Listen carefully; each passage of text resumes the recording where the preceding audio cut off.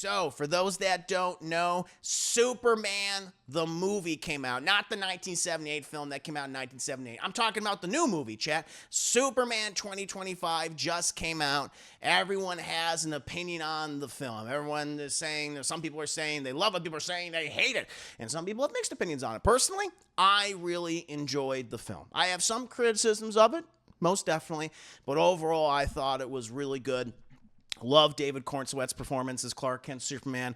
Love his chemistry with Lois Lane, played by Rachel Brosnahan. Thought she was great in her role. Love Nicholas Hoult as Lex Luthor. You know, the slimiest, most narcissistic, petty live-action Luthor I think we've ever gotten. A lot of the other supporting cast I thought was quite good. Everyone from Nathan Fillion as Guy Gardner to Eddie Gathegi as Mr. Terrific. Really like that. Some really nice spectacle in the movie. Just like that it got back to the foundational aspects of Superman, of him being a very kind and heartfelt and upbeat, character, the kind of person that puts his hand on your shoulder and tells you it's going to be okay, actively enjoys saving people, doesn't have a cynical bone in his body, and doesn't understand why this world is so cynical. Why can't people just see the best in everybody, right? It's a very hopeful film. And, a couple of criticisms.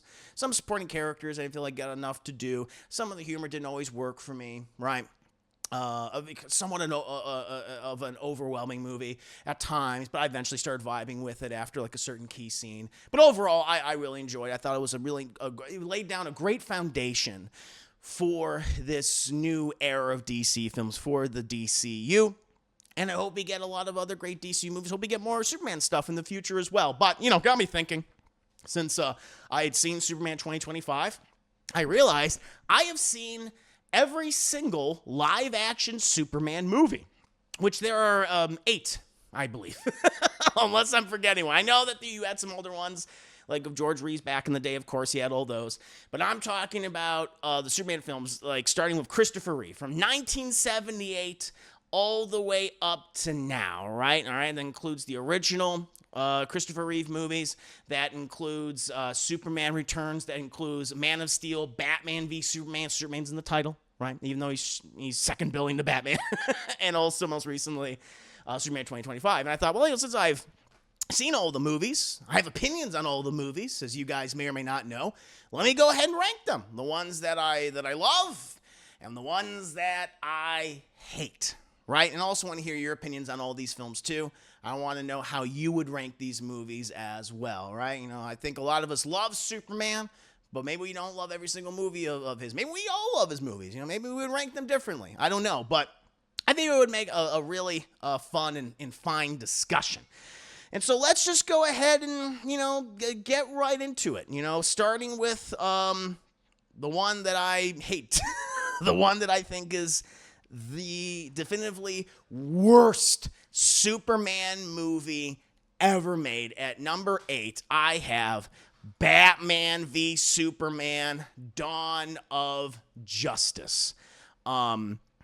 This movie, which of course came out in 2016, directed by Zack Snyder, written by Chris Terrio and David Goyer, features a huge ensemble cast of Ben Affleck as Batman and Henry Cavill reprising his role as Superman from Man of Steel, alongside people like Amy Adams, Jesse Eisenberg, Lawrence Fishburne, Jeremy Irons, you name it. Gal Gadot, she's in there too. This is the first time that we got Batman and Superman sharing screen time in a theatrically released film, right? And that got a lot of people excited. A lot of people were like, finally, we're getting this. We've only seen it before in animated form, wonderfully, I might add, especially in the DCAU and World's Finest.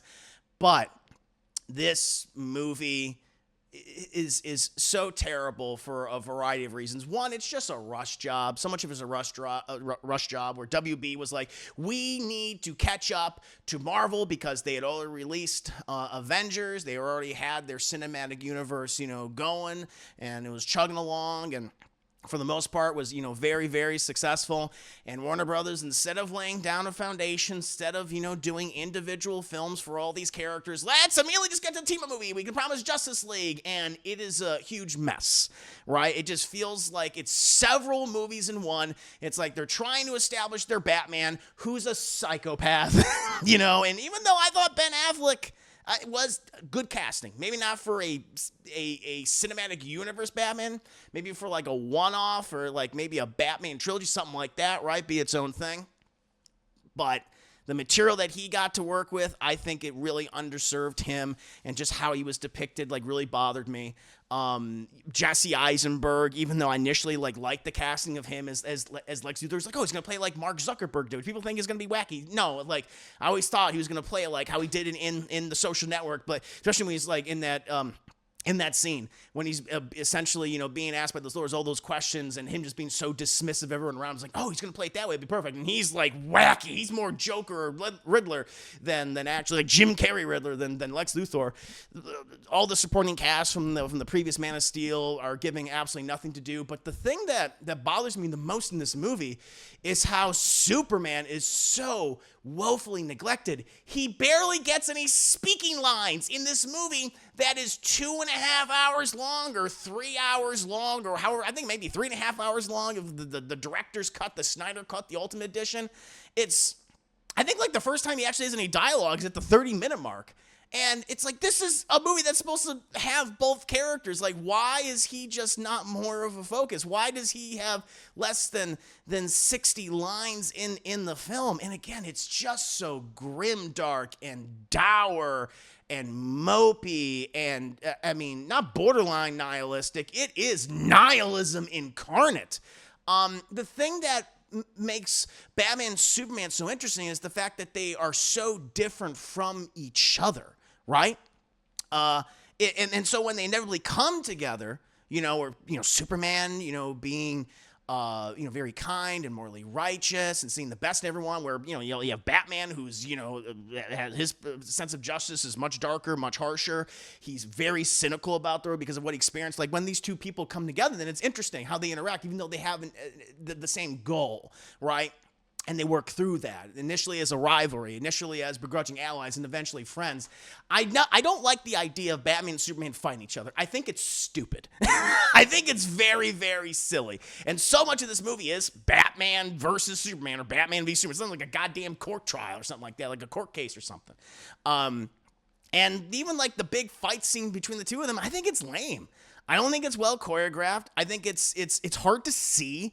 It's all, just dark and muddy and rainy all the time. It's just so bizarre. It's like both these characters feel so similar to each other that it's like, I just don't really care. There's nothing that's separating them. And I just think the whole idea of Batman, even though he is adamant, like, Superman's evil, look which they do address the carnage in Metropolis, I think, in the absolute wrong way. And plus, Zack Snyder's like, oh, only dozens died in the destruction of Metropolis, which I think is fucking bullshit. I think it's really, really just terrible. It's like, come on, thousands died, not dozens. That Batman, who is adamant, like, I'm going to kill Superman for what he did, for the Metropolis and everything else, and what gives him pause, the last moment, is Superman saying Martha, because for those that don't know, that is also the name of Batman's mom, Martha Wayne. And it's the fact that Zack Snyder and Chris Terrio were so excited that they're like, oh, no one's ever made this connection before. The fucking Batman's mom and Superman's mom, they have the same first name. And that completely changes his entire view of Superman in an instant, where he now is like, all right, let's work together. It's so silly. It's laugh out loud. And that's the thing. Like, this movie takes itself so seriously that, like, all the scenes that are supposed to be like, yeah, doesn't that hit you hard? It's like, no, it comes across unintentionally funny. This is a slog of a film.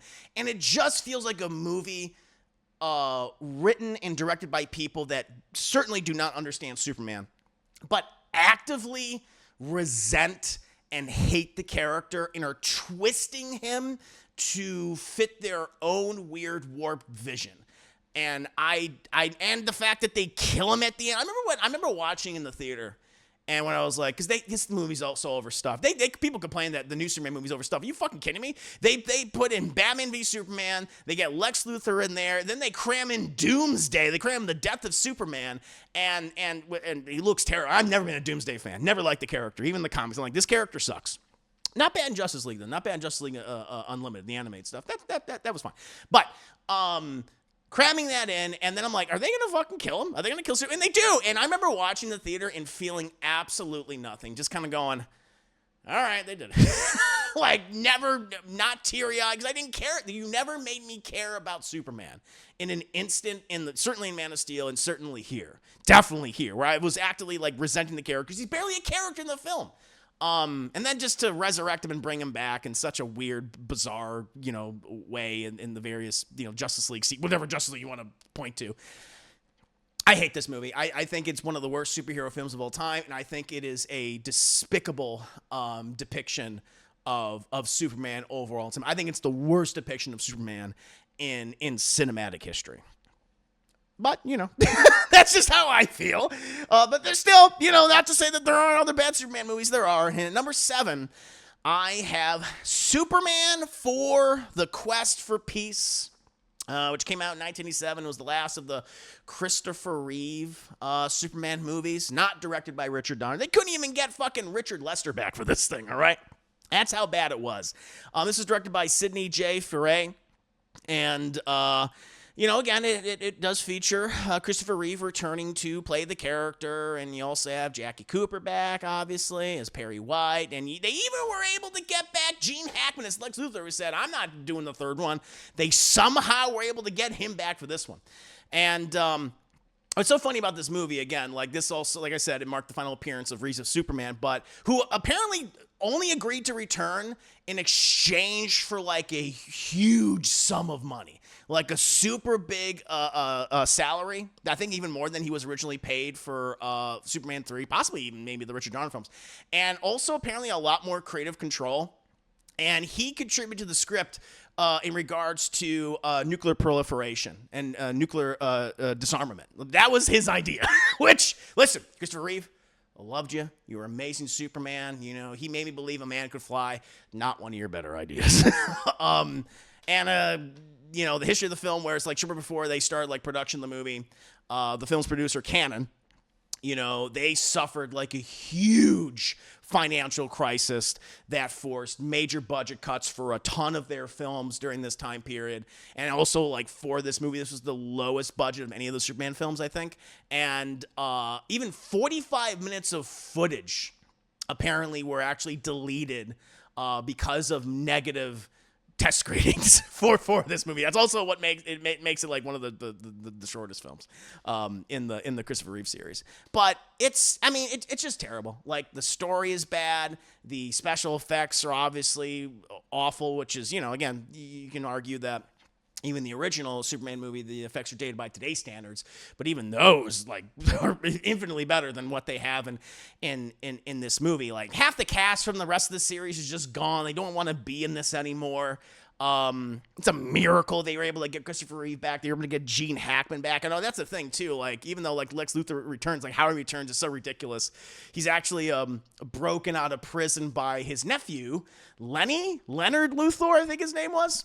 Frees his Uncle Lex from prison, and the pair essentially like travel to Metropolis, where Lex ends up stealing some of Superman's DNA, like a hair or hair follicle or something, and uses it to create this genetic mumbo jumbo thing, spared no expense.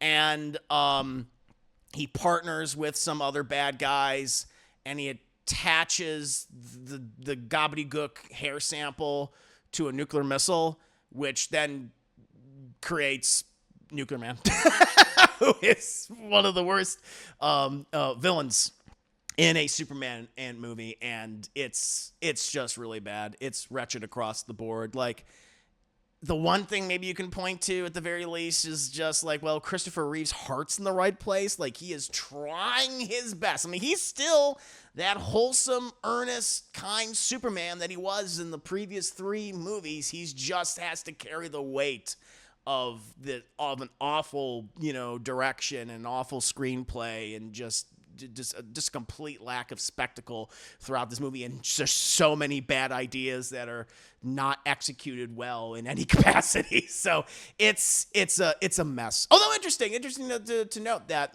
people don't know Leonard Luthor was played by John Cryer, who was big, during this time, kind of like one of those kind of members of the Brat Pack, or kind of adjacent to them, appearing in a lot of John Hughes movies and things.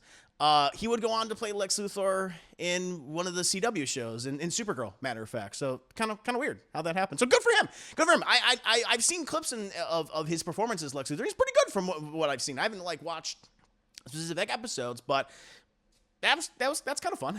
That's kind of a nice coincidence that he was the nephew of Lex Luthor, and then he became Lex Luthor. But yeah, overall, Superman 4: The Quest for Peace, an awful movie. You know what also is pretty awful? Superman 3. Superman 3, which came out in 1983, directed by Richard Lester, who was kind of the co-director, took over from Richard Donner after Richard Donner was fired by Warner Brothers. Superman 2. Well, they said, well, you know what, Richard, you did an okay job with that film. Come back and direct the third Superman film for Superman trilogy. And he went, yeah, sure, I can do that. And they went, hey, even though you're going to direct a Superman movie, we want you to include something in it. Which Lester's like, what do you want me to include? Richard Pryor. Just make this a Richard Pryor movie. That's what this movie is. This is more of a Richard Pryor vehicle than a Superman movie. Like, the main character of this film is actually Richard Pryor, which it's really bizarre. And again, people don't know, who haven't seen this film.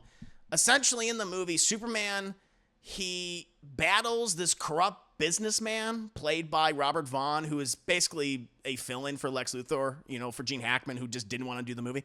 And this businessman has constructed essentially a powerful supercomputer, which allows him to commit all these crimes, essentially, and also has the ability to kill Superman. It's kind of like the series Brainiac. It's the closest we've ever come to having Brainiac in a live-action Superman film. It's just not executed very well.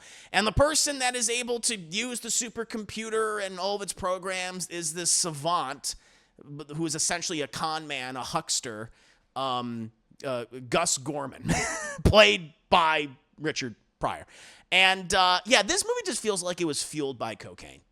It was just Warner Brothers going, listen, Superman 1, 2, great, very well critically, made us a lot of money. Everyone loves Christopher Reeve Superman, but you know what people love? They fucking love Richard Pryor. Everyone loves Richard Pryor. He's so funny. My kid loves him. I love him. My wife loves him. Fucking put him in the movie, right? And that's what they did. Also, I guess, I think Richard Pryor had some creative control over this film too, because he was also a huge Superman fan, and so he was kind of throwing his weight around. But it just bothers me that, maybe we could have gotten a Superman 3 where it was Brainiac or something, which always felt like the natural step forward. Because we had the first Superman movie, which is Lex Luthor's the villain. Then we had the Kryptonian criminals of Zod, right, led by Zod.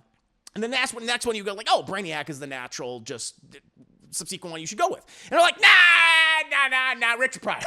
put him in there. And I think Richard Pryor was very funny, a great comedian. A great comedic writer. But he just feels so out of place in this movie. And it almost is like fucking Christopher Reeve's all right, I'll fucking tolerate this, I guess. I'm getting paid. This is my goddamn franchise. I don't know why he's here. And I'm like, yeah, I don't know why. He's here because of cocaine. That's why Richard Pryor was there, Chad. So Superman 3, not a fan of that movie. And also, my next one, which I'm also not a big fan of, I have Superman Returns. This is a movie my general feeling towards this film is just blah. Of course, directed by Bryan Singer, and also co-wrote the movie as well. And it stars Brandon Routh as Superman, Kate Bosworth as Lois Lane, and Kevin Spacey as Lex Luthor. Essentially, it is a spiritual successor to the original Richard Donner Superman films, the first two, that is. It's kind of a direct sequel to Superman 2, and ignoring the events of Superman 3 and 4, Quest for Peace, which, smart choice, honestly. And essentially, it it follows Superman's return to Earth after like 5 years, where he's trying to discover his Kryptonian heritage, trying to find other Kryptonians, remnants of Krypton's history. He does not, and he returns to Earth and finds out that his lady love, his love interest Lois Lane, has moved on from him and had a baby and is now with James Marsden. And also his old enemy of Lex Luthor has come back and wants to kill Superman, and also wants to do another land scheme, funny enough. Wants to create a new North American continent, essentially, made out of kryptonite. And even though it's like, I understand that Bruncher's like, I wanted to do my spiritual successor, my homage to the Richard Donner films. It just feels so slavish to it that it feels like it has no identity of its own, right? And because it has those connections to the original films, certain things like just don't make sense, especially in terms of like some of the weird shit that Superman 2 does, right? Where Superman and Lois had a relationship, and she finds out that Superman, is Clark Kent, but then Superman erases her mind, which is like very bizarre. And so he comes back and she got pregnant by him and had a baby who also has powers, but she doesn't remember having sex with Superman, which is like really weird. it gets overly complicated. And the other thing about it is Bryan Singer, even though I think Brandon Routh, like, he looked a little like Christopher Reeve and seemed very well intentioned, Bryan Singer doesn't give him anything really to do. He does nothing to stand on his own or stand out. Like, he always feels like he's under Christopher Reeve's shadow the entire time. There's never a moment where I went, yeah, that's Superman. And also he makes him a creep.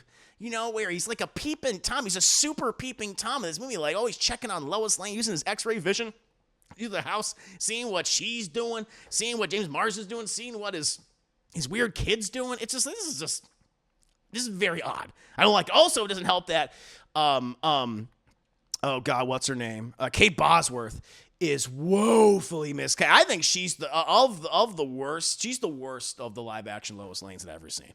I mean, she acts nothing like the character. Her and Brandon Routh have anti-chemistry throughout the movie. Like, you never bought them like these. Oh yeah, these two people were in love with each other. I was like, no, I don't buy that whatsoever. It just kind of gross and awkward the entire time. Funny, speaking of gross and awkward, you also have Kevin Spacey as Lex Luthor, who arguably is the best thing about the movie. There's some fun moments where he's like, wrong, he does that, which was like, oh, okay, that was kind of fun. Kind of, again, but even he's a little bit under Gene Hackman's shadow, I would argue, And it's a movie that it's so slavish to the original films, and which I really enjoy those movies. I'll talk about them in just a bit, but it never once stands out on its own. And every new thing it tries to do, or it just feels awkward and weird and kind of gross. And so I've only seen this movie, I think, once all the way through, and back when I saw it in theaters in 2006, and like clips and stuff online, and it's just never sat well with me. Never sat well. Also, I hate the way it looks for whatever reason. And this, in a lot of even more recent Superman films, except for the most recent one, which we just saw, Superman 2025. It's like it has such a muted color palette. Everything is so goddamn desaturated in this movie and gray, and that continued on in other movies like Man of Steel and obviously Batman v Superman. It was just a really weird, awkward period for Superman. But yeah, I don't like this film. Bryan Singer just wasn't. Well, at the time, everyone's like, "Oh, he's the perfect choice for this." Shepherding the first two entries in the X-Men franchise, he's gonna do Superman movie. Oh, that sounds great, and it just didn't work out. In hindsight, now you know why Superman was such a creep, because Bryan Singer is a creep. So there was that. The signs were there. And at number 4, some people are probably surprised. Like, Chris, I can't believe you have Superman Returns below this one. I do, because I can at least point to certain things in this movie that I actually like. And number 4, I have Man of Steel, which I've talked a lot about. Now, I'm not a big fan of this movie. I feel like Zack Snyder and David Goyer, what they brought to this version of Superman is very much the antithesis of Superman, making him, a dark, brooding, mopey character. I just don't like the color palette of the movie. Again, similar to Superman Returns, it's very muted, very desaturated, very gray. It doesn't humanize him in any capacity. Superman, that is, Clark Kent. It's just, it doesn't bring any of the sense of hope and optimism and kindness that is just so essential to the foundation. They just ignore the foundation elements. However, there are some things that I do enjoy about this film. I actually like the first 15 minutes of the movie on Krypton and exploring that kind of fascist Kryptonian society. It's really interesting. Russell Crowe, I think, is very good as Jor-El in all those scenes, and then going into details about how, like, there's no biological births on Krypton anymore because it's just so controlled and everything. And Michael Shannon as Zod, I think works throughout a lot of the movie. Certainly in the beginning, I will find him, and doing all that, and they'll have space dildos, which is weird. It's like, but that version of Krypton, like, this is interesting. I like a lot of this. I liked a lot of this. It's just then the rest of the movie happens after that, and where, again, it just feels like Zack Snyder said, yeah, I understand what Jordan did. I'm going to do the complete opposite of all that.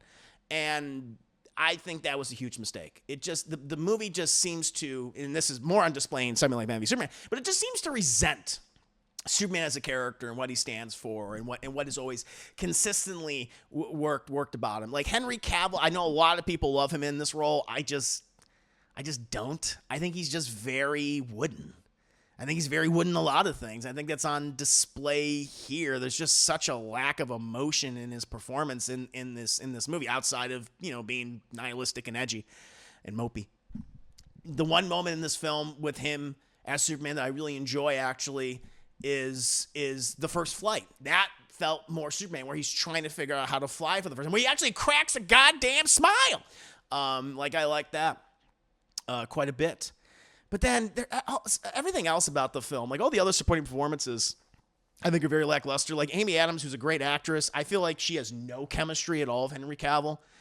I mean, she's barely Lois Lane. She just feels so muted and uninteresting. She has none of the fire, none of the spark of like a Margot Kidder, for instance, like in the original Superman films. It's just not there. The sassiness, but also being intelligent. It's just, she's just there throughout the movie. And then lastly, as I brought up many times, just the sheer collateral damage in the third act is, I mean, that is what I think sunk this certainly this version of Superman, but also just the DCEU in general. Because it's like, how are you going to address this? Where so many innocent people die, thousands, if not tens of thousands of innocent people die because of Superman and Zod's battle in the sea. Superman going through, crashing through goddamn buildings, skyscrapers falling on people. It's just like, I never once actively trying to save any of those people at any given time. It's weird, and just weird awkward scenes. Again, the Kents are very important characters in Superman's upbringing. They instill that sense of morality, that kindness, that hopefulness, to see the best in everybody that you need, right? Because if you have a character that has all the power in the world, you want him to be raised by people like that. You don't want to be raised by people that don't have those same ideals, right? Or ideas. And just like how Pa Kent's like, I don't know, Clark, maybe let him drown. Maybe, I don't know, maybe you should have let those kids drown. Or teaching his son, I love it that Clark's supposed to be like 16, 17, even though he's played like a 35-year-old. Henry Cavill does not look 16, 17. I look younger than Henry Cavill in that goddamn scene. Or he's like, no, son, no, I'm teaching you a lesson, so I'm going to get sucked up by this tornado. Can't expose yourself. It's like, it's so dumb. It's one of the most moronic scenes I've ever seen in a Superman film. And it just has those moments where it just immediately takes me out. Even though it is punctuated by, I'm like, this is interesting. This is cool. I like this idea. Yeah, it just really loses me. But it's better than Superman Returns. Like, the one thing I will say, one thing I'll praise Zack Snyder about, he didn't make Superman a peeping Tom. Didn't make him a pervert. I appreciate that. But yeah, Man of Steel, it's a rough entry in the Superman series. And now we're going to get to Superman films I actually really like, for the most part. Like, I actually really, really enjoy. And are happy to rewatch anytime. At number 3, I have Superman 2, which, of course, came out in 1980. Initially directed by Richard Donner, then eventually taken over by Richard Lester, and then Richard Donner eventually did his Donner cut, like, years later. The The making of this film was pretty infamous. There was a lot of behind-the-scenes controversy with this movie, and Warner Brothers really fucked over Richard Donner in this film. Despite that, the movie, I think, is a really nice sequel to the original 1978 Superman. I mean, pretty much picks up immediately after the events of the first film, where people don't know, like, in the beginning of Superman, it really lays the seeds for this movie, where you have Jor-El, played by Marlon Brando, along with the rest of the Kryptonian Council, sentencing the Kryptonian criminals of Zod, Ursa, and Non to the Phantom Zone, right? It's just, and with like, Terrence Stamp and all those actors, like, those are them. So fully intending to pick up with those characters in a sequel. So that's kind of amazing that they laid the groundwork for that in the prior movie. I mean, nowadays that's like, oh, well, we do that all the time. You gotta remember, that was in 1978. This is still like the early days of the blockbuster, thanks to stuff like Jaws and Star Wars. And so the fact that he did that was like really interesting to me. But it picks up with that, where essentially it follows after the events of the original film, and Superman deals with those missiles. Like, they explode, of course, and one of them explodes in space. But then it causes the prison, the Phantom Zone prison that is keeping Zod, Ursa, and Non, inside.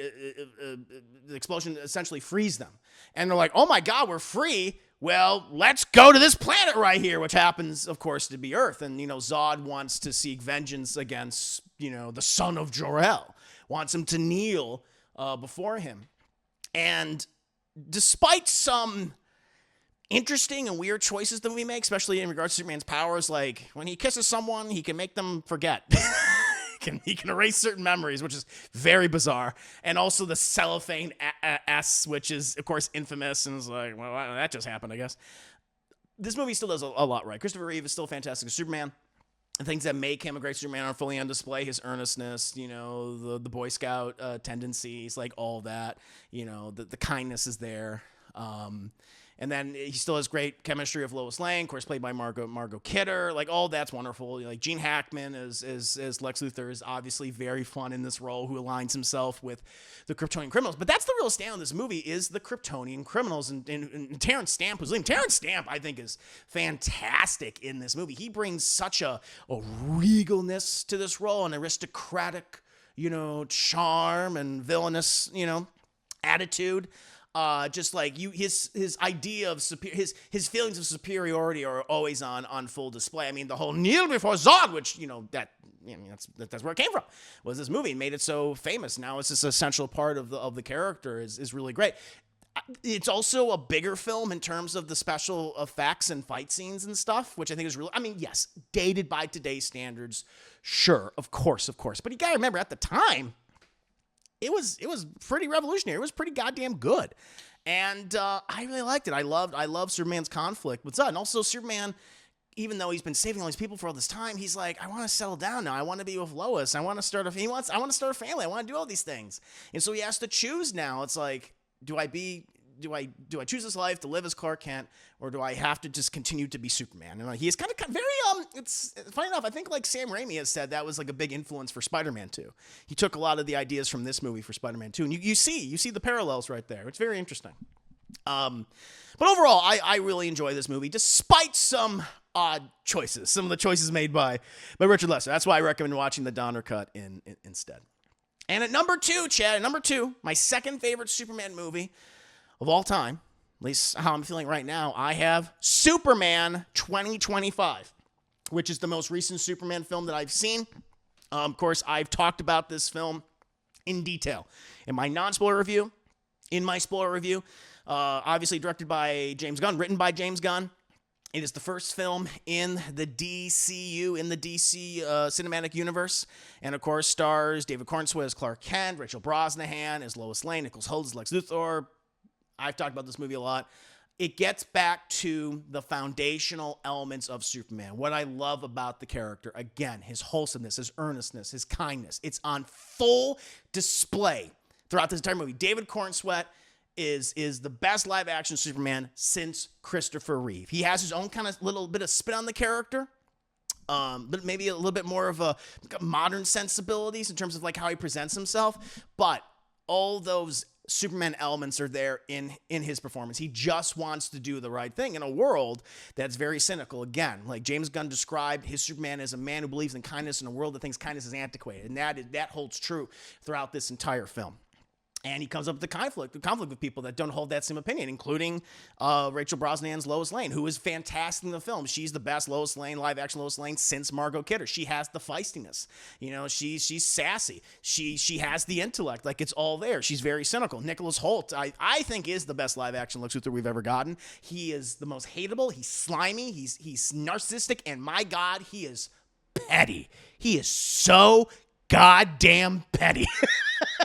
And he knows it. He proudly knows it. He's like, I'm not dim. I know what I am. It defines me. It's what makes me great. I think it's great. And then a great supporting cast, too, of like Nathan Fillion as Guy Gardner, Eddie Gathegi as Mr. Terrific. He is indeed terrific. Love the Kents throughout this entire film. I have some criticisms. Not every joke lands in the movie. There's some of the humor is like, that didn't hit for me. Other times where it is funny. But, you know, again, comedy's, you know, most subjective of genres. What I might find funny, you may not find funny, and vice versa.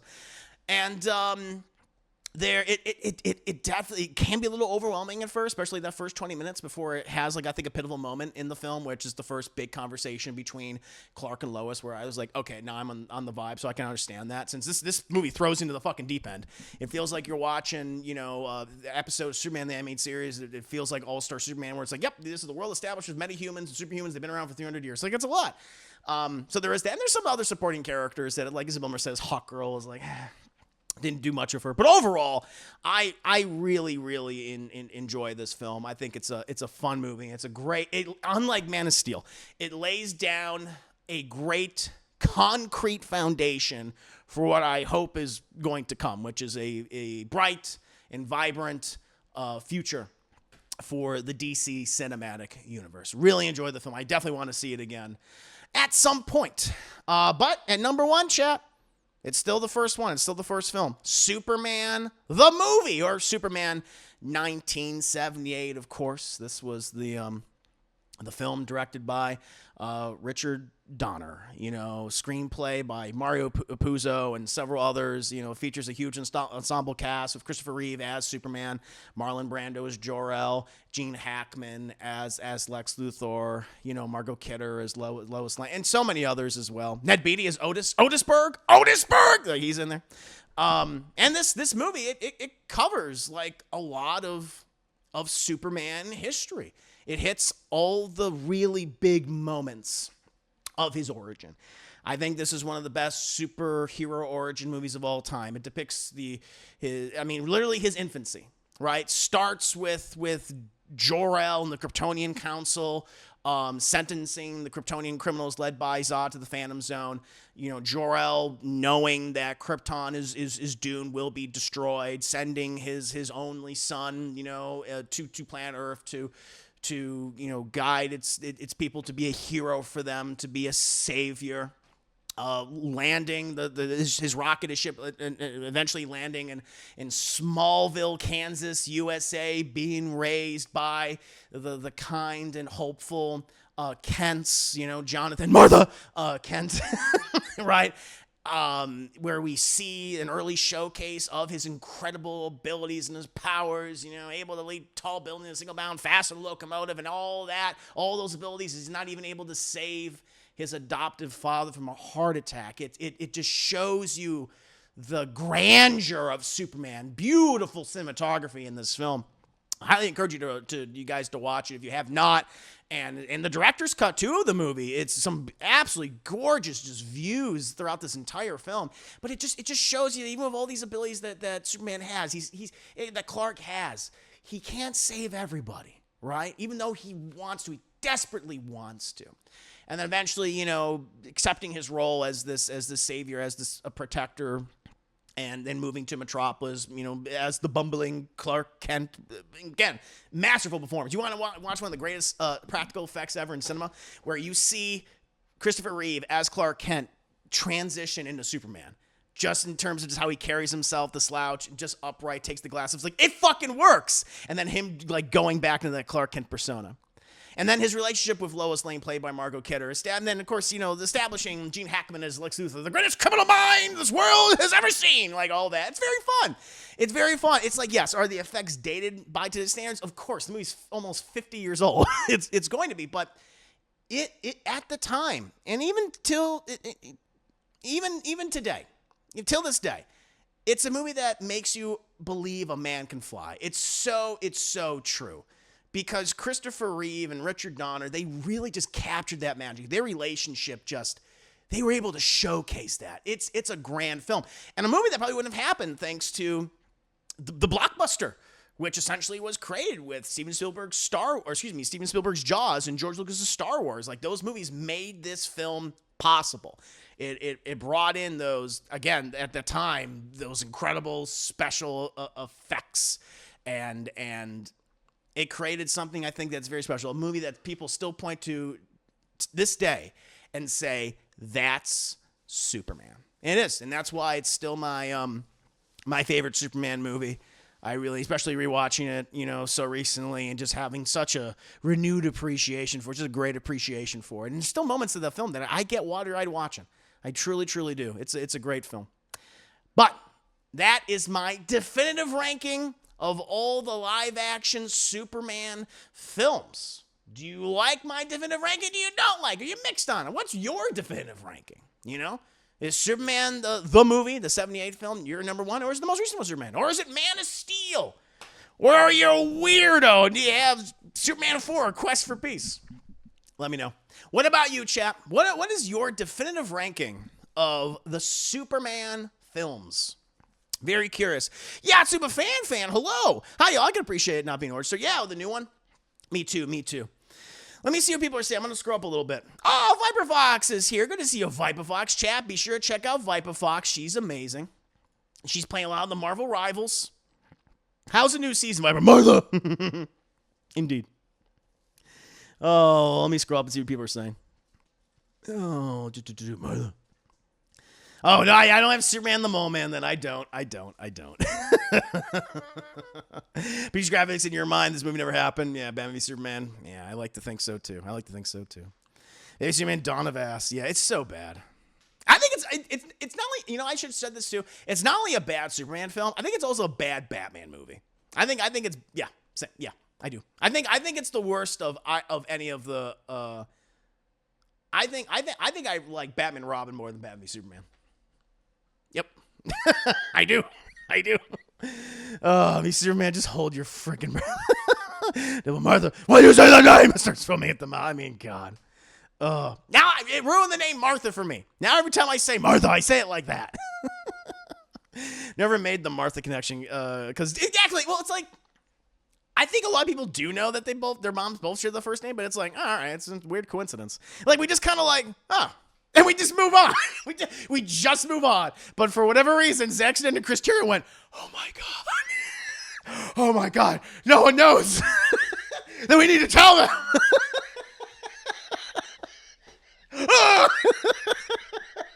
It's just okay. Oh yeah, and the Justice. I know. God, that's right. I mean, there's literally so much I can cover. Wonder Woman is in that movie, played by Gal Gadot. That didn't work out. I mean, her first movie is good. It's a miracle as good as it was. But it's like, why is she even here? And then I hate how they debut the cinematic universe in terms of it's a bigger universe where it's just Wonder Woman looking at goddamn like Windows player videos on her computer. She's clicking on JPEGs and shit.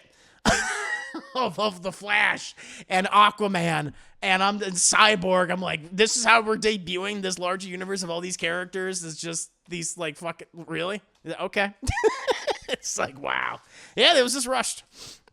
Yeah, you gotta mention those. There's so many bad things about the film. I sometimes forget to bring them up. Oh. Lex broke out of prison with the help of 1 and 2 and yeah, 1 of 2 of the half men. That's true. Lenny Luthor, played by John Cryer, also would go play. Weird. Yeah, he's not bad. Superman 3, Richard Pryor, painfully unfunny. Yeah, that's the other thing. He's not even fucking funny in the movie. This is like the one thing you get him for, and he's just like he's not funny. Why is he in it? Cocaine. It's because cocaine. It's because the studio went, Richard Pryor is super popular right now. Everyone fucking loves this guy. He's the biggest stand-up comedian in the world, right? Put him in the movie. Put him in a Superman movie. Why? Shut up. Richard Pryor just wanted to say he was in the movie Superman. Pretty much. But you got your cousin loves Superman Returns. Listen, my whole thing is like, if you love any of these movies, even the ones that I consider bad, that's your opinion. I'm not taking that away from you. You know, I just disagree. You know, I vehemently disagree. That's okay. You know, I know there's Superman Returns defenders out there like it. Believe me, I wanted to like that movie, especially coming off of like Batman Begins. Like, fucking cool. You know, wouldn't it be great if Brandon Routh and Christian people thought about that back in the day? You gotta remember, chat, like 2005, 2006, people were excited. I think the Superman trailer actually was in front of Batman Begins, and the like going to see the film, and people were like, oh, they're gonna do a crossover, they're gonna go World's Finest, and I'm like, nope. Superman Returns doesn't really have its own identity. No, it does not. It's just trying to be an updated Richard Donner film, and it doesn't work. It doesn't work. Yep. Ace Rock, Buddy Rock, don't stop. Superman Returns, absolutely juiceless, totally dry. That Superman Returns is very dry. It's very dry. Not dry when he was like, you know, peeping Tomming on Lois, I'm sure, but you know. Wee woo. Super Red Alert track with that director. Yeah, I mean, it really does. Now it's like, no, that makes sense now. Brandon Routh was a weird look at Superman. He just had a blank. Yeah, no, thank you for pointing that out. Because people said he looks exactly like Christopher Reeve. I'm like, I don't think he looks exactly like him.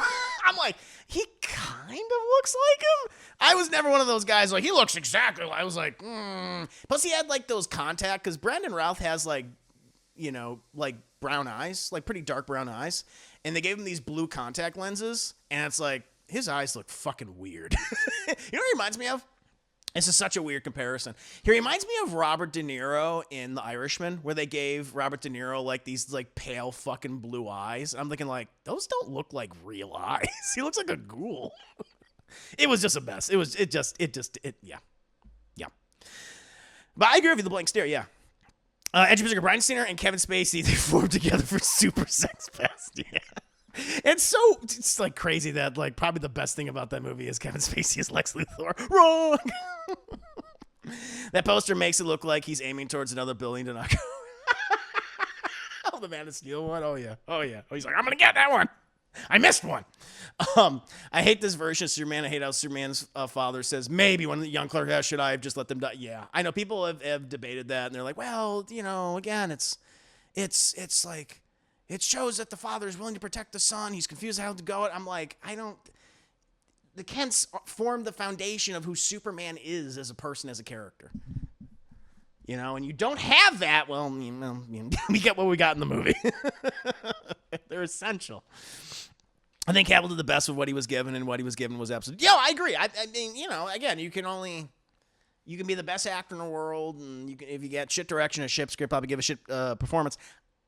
Again, I'm not saying Henry Cavill is not given good performances. I think he has. I think in Fallout, he did a good job, and good enough job. And I think Geralt's his best role. But I just don't think he's a very strong actor. It became destruction porn, which works for a Godzilla movie, not for Superman. Exactly. Jonathan Kent died in the tornado to save the damn dog made me laugh, but I'm from hell. No, it's very funny. It's unintentionally funny. Like, I just remember going like, what? I remember seeing this. I was like, huh? You want to hear something ridiculous? I once heard a reviewer say that Amy Adams should be nominated for a role Man of Steel. Yeah. All right. Listen, Amy Adams is a great actress. Also, funny enough, I forgot to mention Amy Adams was a fat-sucking vampire in Smallville, Chad. She sucked the fat out of that deer. She tried to suck the fat out of Superman, right? I'm going to piss people off. I think Amy Adams, as the fat-sucking vampire in Smallville, was infinitely better than her Lois Lane in Man of Steel. Just the material she had to work with in Smallville, she had an actual character arc throughout that entire episode. She has no arc in Man of Steel. She's just there to, I don't know, she's just kind of there, like a lot of characters. Terrible. She was so much better in Smallville. Oh, yeah. That's true. Come near before Zod. Yeah, it's such a great line. Superman 25 was a breath of fresh air, a bit bloated of a story, but the character himself was nice to see. Yeah. to see you, Yatsuba fan. Good to see you. It's worth noting, in real life, Metropolis is more common with Smallville than Metropolis in the film. They don't even call their paper the Daily Planet. Oh, interesting. Huh. That makes sense. But your man could have spun the earth around, take his father to a doctor before he died. You didn't know he could do that yet. Yeah, like, it is goofy stuff like that. Exactly. 78. Other Superman movies I've seen: Superman 2025, Man of Steel, BB. That's how you'd rank them. 78 still the blueprint, very much so. New season is cancer. Thanks for asking. For Marvel Rivals. Superman 78 has the best tagline. Man, that's a bad outfit. Woo! And that is a good tagline. Now, you know what? What I would have done? I would have... Oh, man. What if in their copious amounts of cocaine, what if they did like a weird fucking retcon? And they had it where that black guy was like Richard Pryor, like a young Richard Pryor. See, it's connected. They would have done that. They would have done something stupid like that. All the black people are connected in Superman. Superman 4, Derek Lee's. Superman 4 is my least favorite and the only Superman film I've never seen in the theater. Wow, you've seen Superman 3 in the theater? Wow. The Ice Age. As a chairwoman, the fuck Gal Gadot conglomerate, fuck Gal Gadot. That's fair. Cosign, fuck Gal Gadot. Kal-El, no! Have you guys seen that lady that's been trending with her Gal Gadot impression? It's fucking phenomenal. She does such a great job. Nuke Man was like a terrible 99-cent store version of Ultraman. Yeah, he was. I think an actor passed away recently, too. Where would Supergirl rank in this list? I've never seen all of it. I've only seen... It's a weird fucking movie. It's a really weird movie. I guess some people would include it because I guess it kind of still is a part of the franchise in a way. But I've never seen all of it, so I can't rank it. But it's weird. It's like fucking with witches and stuff. There's like witches in it. Like, that was kind of weird. Was that before or after Pryor caught himself? Like that, I don't know. Looks like him. I guess I have to. If you take your glasses off, edgy berserker, you're gonna be Supergirl. Brian Bendis wrote Nuclear Man into a current. Oh, did he? Didn't go well. Oh no, that's so funny. Oh man.